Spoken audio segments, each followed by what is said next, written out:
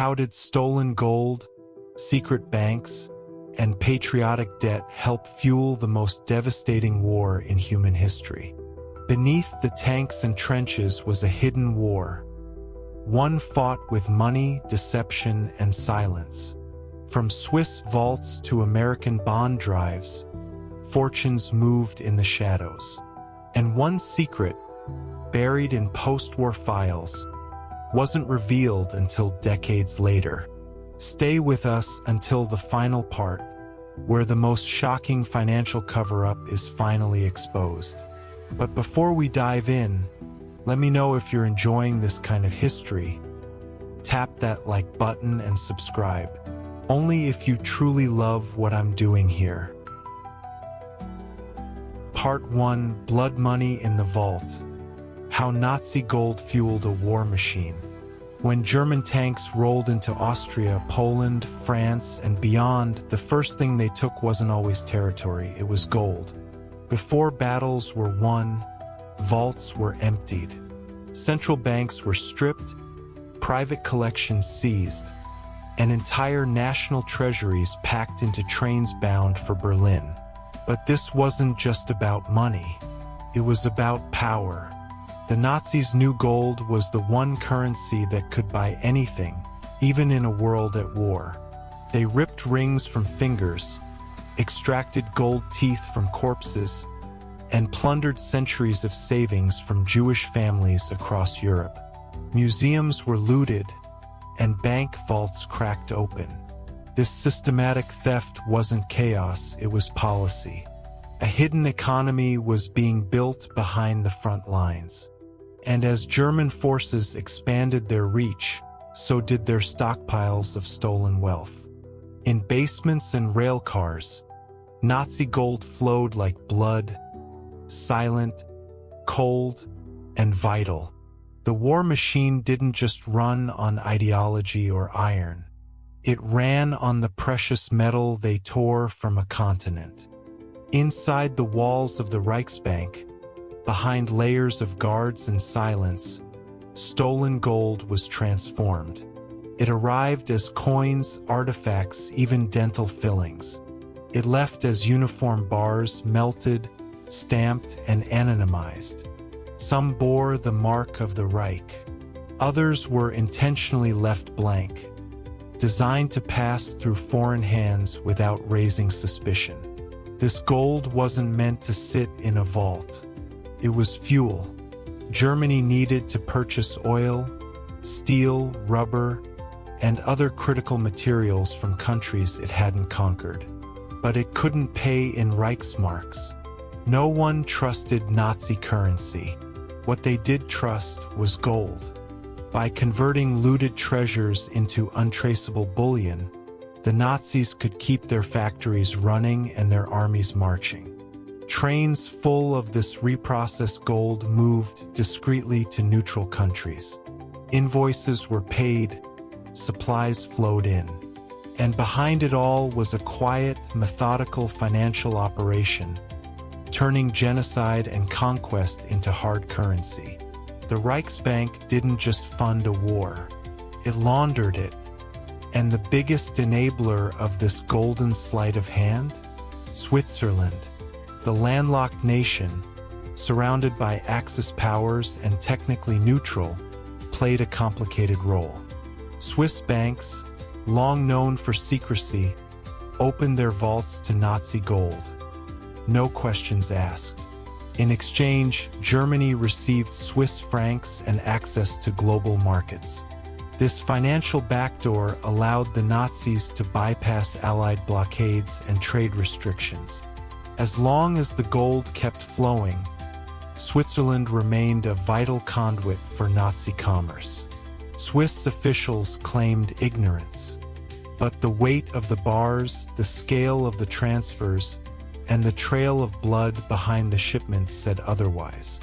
Inside elegant bank offices in Zurich and Bern, transactions were handled with polite smiles and blind eyes.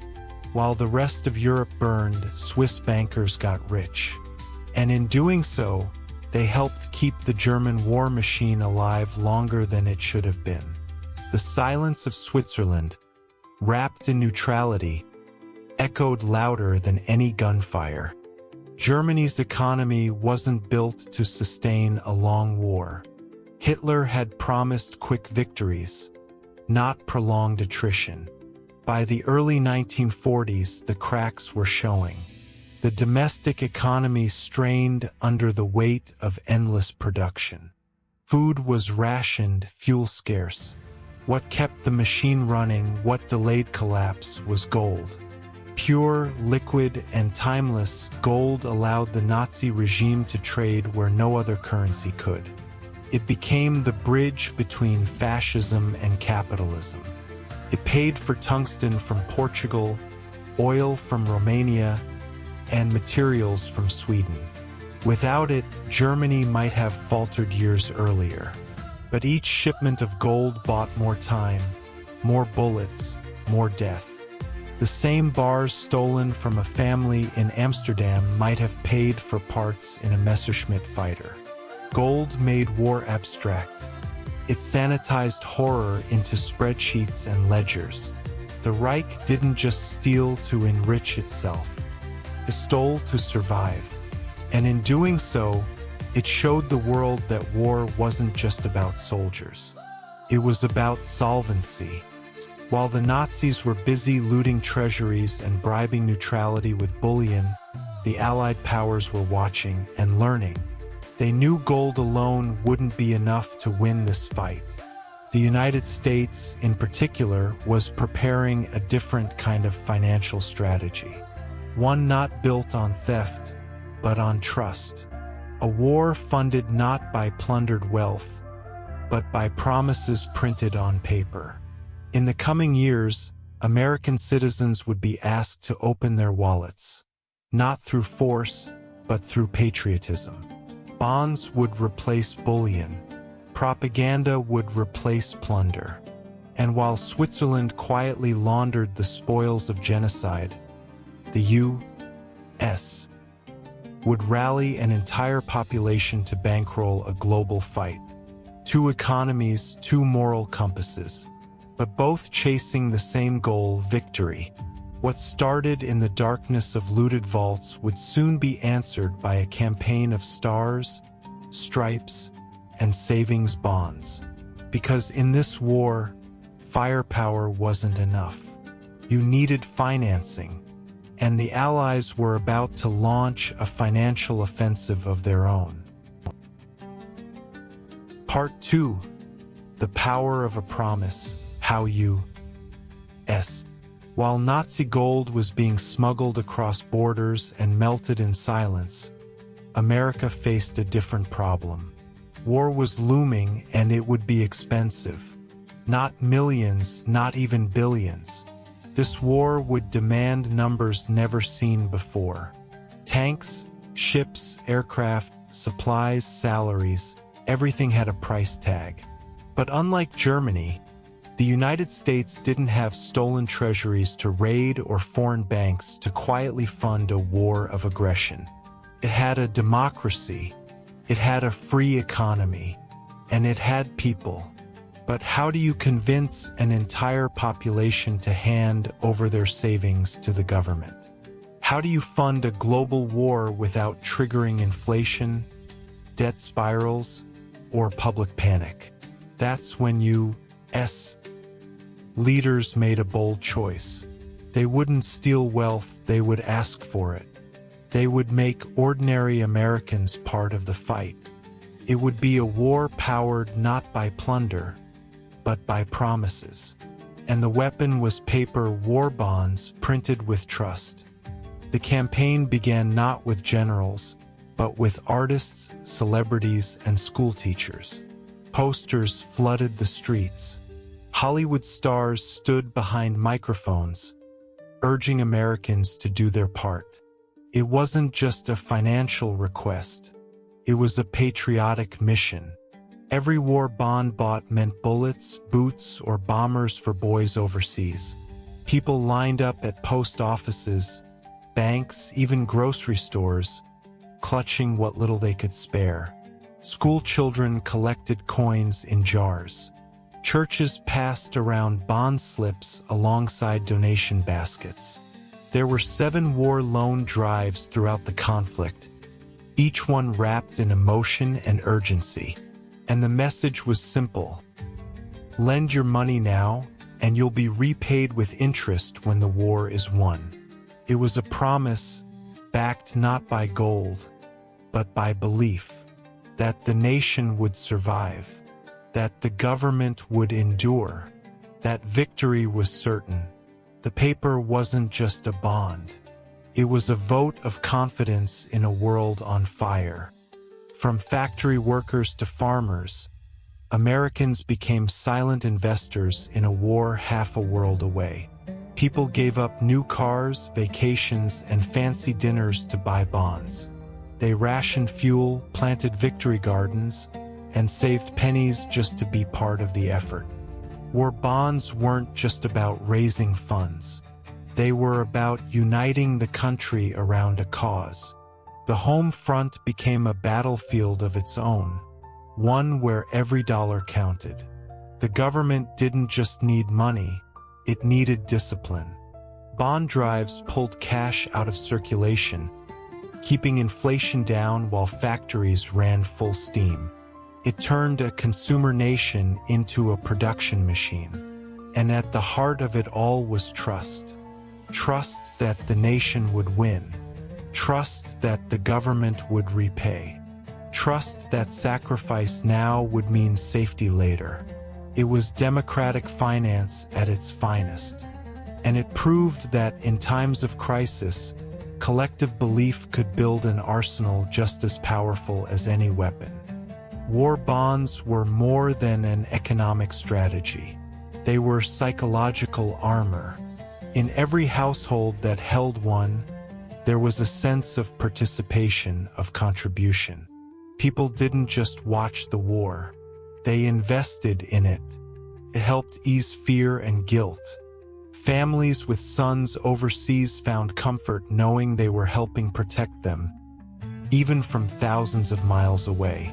Children saw bonds as tickets to a better, safer future. It softened the blow of rationing and blackout drills. It gave meaning to sacrifice. The government turned finance into morale, and morale into money. By the end of the war, over 85 million Americans had purchased bonds. That was more than half the population. The total raised over $180 billion, an astronomical sum for the time. The Nazis used gold torn from the dead. The U.S. used nickels from lunch pails. 2 very different systems, but both feeding the same hungry monster, total war. Yet behind this uplifting narrative was still a darker truth. Not every country played fair, and not every so-called neutral remained neutral. While Americans were emptying their pockets in good faith, Swiss bankers continued to count Nazi bars in cold vaults. While children bought stamps to help fund freedom, gold stolen from murdered families bought tungsten for the Reich. It was a tale of contrasts, of open campaigns versus hidden accounts. And it set the stage for one final battle. Not on the battlefield, not in a bond drive, but in the smoke-filled backrooms of post-war Europe. Because the gold didn't disappear, and neither did the banks that held it. In the next chapter, the silent enablers would face questions. Who knew what, who profited, and who paid the price? As the Allies celebrated victory, another war was beginning. One fought not with bombs or bullets, but with files, vaults, and secrets long buried in stone. Part 3: Banking on Silence. The Swiss cover-up and the hidden aftermath. When the guns finally fell silent and Nazi Germany collapsed, one question lingered in the shadows. Where did all the gold go? As Allied forces swept through ruined cities and scorched battlefields, they found more than broken tanks and flags. Hidden in tunnels, abandoned mines, and remote villas were caches of looted gold bars, coins, even dental gold packed into crates. But not all of it stayed hidden. Some had already crossed borders, quietly deposited into Swiss banks by fleeing Nazi officials. These weren't soldiers acting in desperation. These were calculated transfers, final moves in a long financial chess game. Switzerland had remained untouched by bombs, untouched by invasion, but not untouched by gold. In vaults beneath pristine cities, the wealth of murdered families and nations lay untouched, labeled and locked away. The war may have ended, but the money was still moving, and the people who helped launder it were still sitting behind desks, sipping coffee and counting interest. In the years that followed, survivors and nations pleaded for justice. They wanted the stolen assets returned. They wanted names, records, accountability. But the Swiss banks had a different answer: documentation. They demanded official death certificates, receipts, bank statements from those who had died in ghettos and gas chambers. It was an impossible request. Most of those who owned the accounts were murdered. Entire families were erased. There were no papers left to produce. And that was the point. By setting the bar at unreachable proof, the banks could quietly keep what they had. Behind legal procedures and bureaucratic delays, they shielded themselves from restitution. Governments protested, activists campaigned. But for decades, very little changed. The Swiss maintained their posture, neutral, private, and silent. Even as war crimes were prosecuted and fascist leaders were hunted, the institutions that held the financial evidence were left alone. And in doing so, the final chapter of the Holocaust was placed on hold. A cold ledger remained unbalanced. Then came a ripple, small at first, then impossible to ignore. In the 1990s, new investigations were launched, driven by survivors, journalists, and unsealed intelligence archives. What they found cracked the story wide open.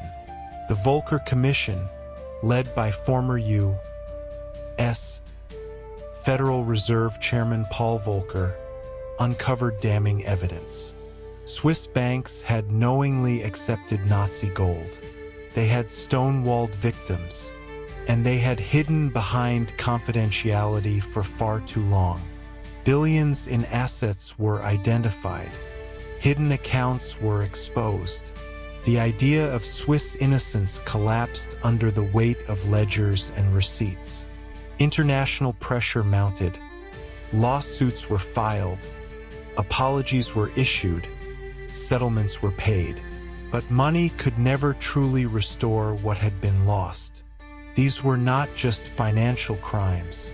They were crimes of erasure, denial, and delay.